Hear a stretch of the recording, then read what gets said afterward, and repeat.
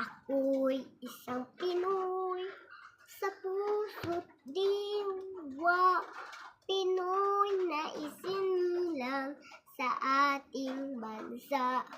Ako'y hindi sanay sa wika, mga banyaga.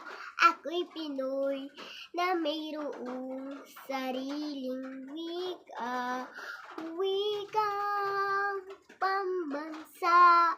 Ang gamit kong salita, bayan kong sinilangan.